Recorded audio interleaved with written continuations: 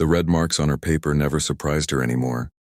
Callie Morrison had stopped being surprised by failure somewhere around 4th grade. That was the year she realized other kids read faster, remembered more, answered quicker, and she sat in the back trying to make herself small enough that teachers would forget to call on her. It worked sometimes, not always. Now she was 16, technically in 9th grade for the second time, and the red marks had become as familiar as her own handwriting. More familiar, actually, because her handwriting was something teachers also complained about. Too messy, too uneven, letters that leaned the wrong way, spacing that made no sense, words that sometimes came out backwards when she was tired, which was often. Dyslexia, they said eventually. In 6th grade, after years of needs to try harder and not working to her potential written on report cards that her mother quietly folded and put in the kitchen drawer without much comment. The diagnosis changed the paperwork. It didn't change much else. Schools accommodated. Teachers were informed. But Callie had already spent 6 years learning one thing very well, that she was the kid who struggled. And struggling kids were a particular kind of invisible, not ignored exactly, just managed. Her mother, Diane, worked 2 jobs. Morning shift at a hospital cafeteria, evening shift at a dry cleaning place 3 miles from their apartment in Columbus, Ohio. She was tired in the way people get. Tired when tired becomes their permanent state. She loved Callie. Callie knew this without question, but love in their house was practical. It was dinner left covered on the stove. It was a note on the fridge. It was do your homework said while walking through the door, and good night said while already half asleep. Callie's father had been gone since she was 7. Not dramatically gone, just slowly and then completely.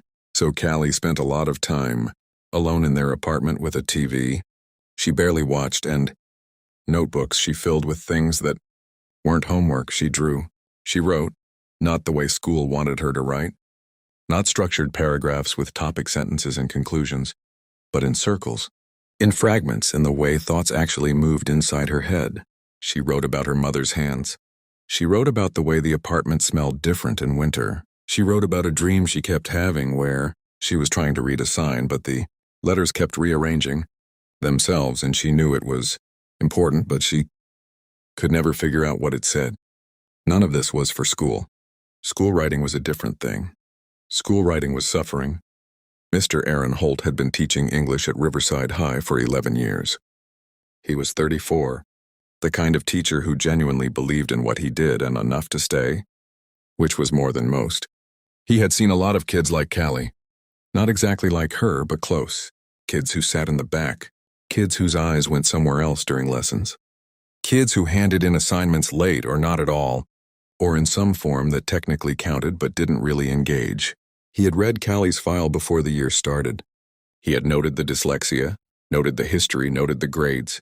He had told himself what he always told himself. Approach with patience, differentiate instruction, don't make assumptions. 3 weeks into the semester, Callie had missed 1 assignment and half completed 2 others. He had written her a note, not a bad one, a genuine one, asking her to stay after class. She had come, stood near the door, with her backpack still on, like she was ready to leave at any moment, and said, "I know, I'm sorry," before he had said anything at all. He had told her he wasn't upset. She hadn't believed him. He could tell. That particular disbelief and the automatic assumption that adults with authority were there to deliver another verdict, he recognized it. He had seen it before.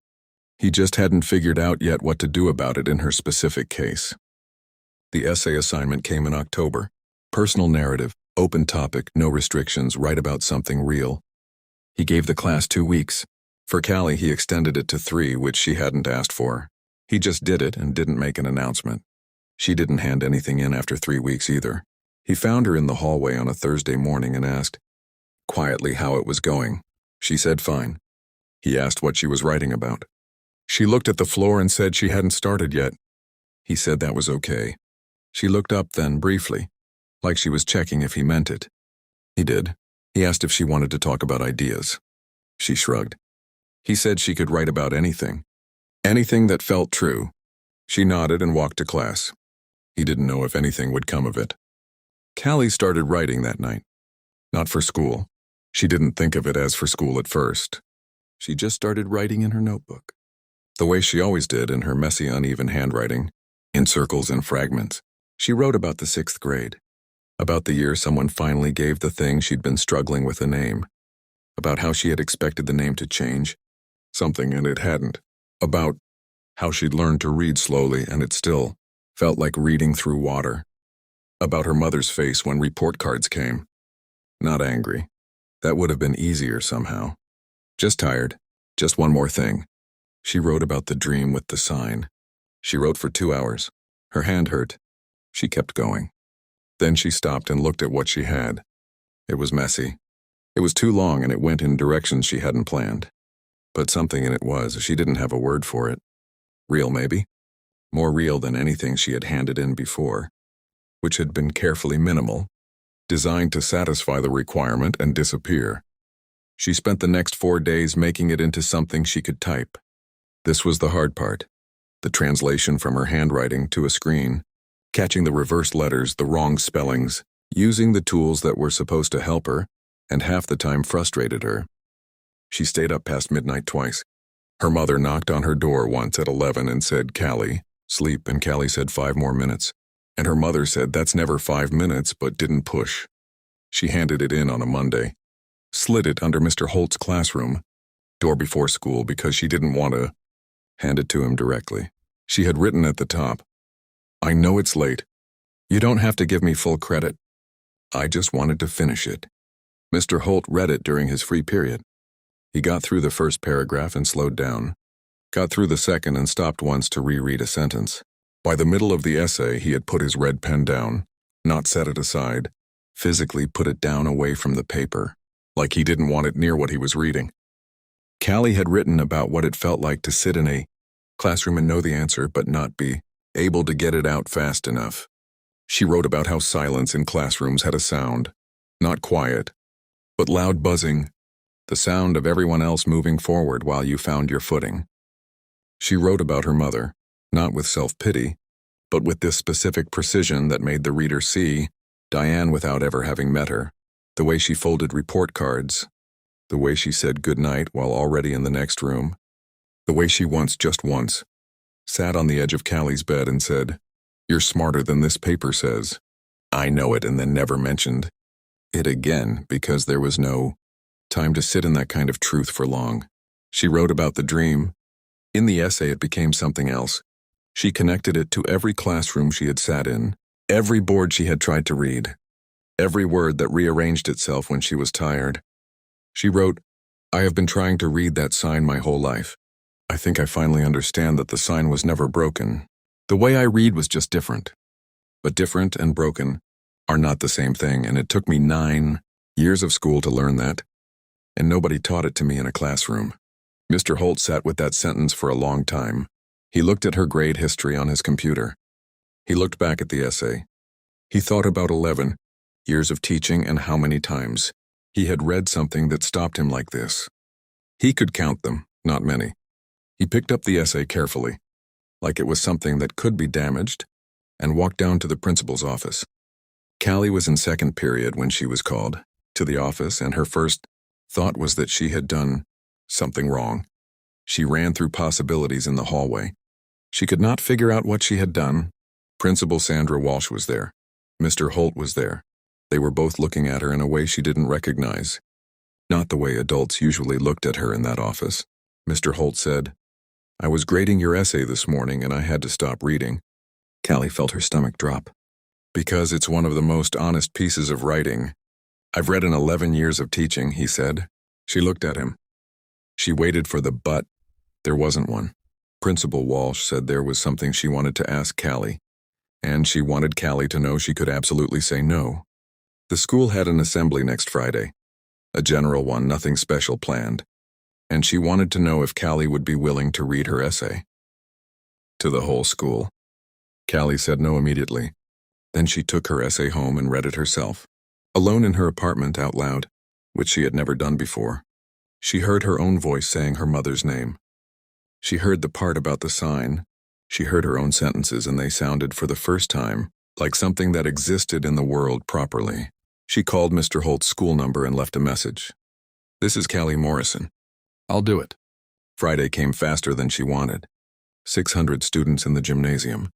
Callie stood at the side of the stage and felt her hand shaking and thought very seriously about walking out. Mr. Holt was behind her. He didn't say anything motivational. She had been grateful for that. He just stood there, which was its own kind of thing. She walked to the microphone. She started reading.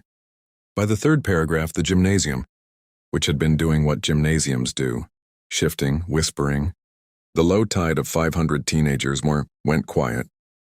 Not the polite quiet of an assembly, the real kind. The kind that has weight. She read the part about her mother. In the back of the gymnasium, because she had asked Mr. Holt, who had told Principal Walsh, who had made a call, Diane Morrison stood in her hospital cafeteria uniform, having left her shift 30 minutes early for the first time in 3 years.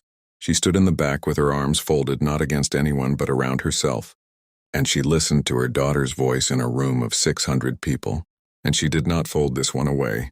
Callie read the last line, about different and broken not being the same thing, and stopped.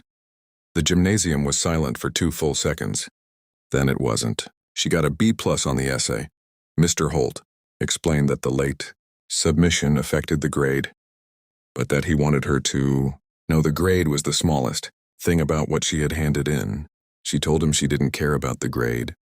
It was the first time in her life she had meant that honestly. She still struggled with reading.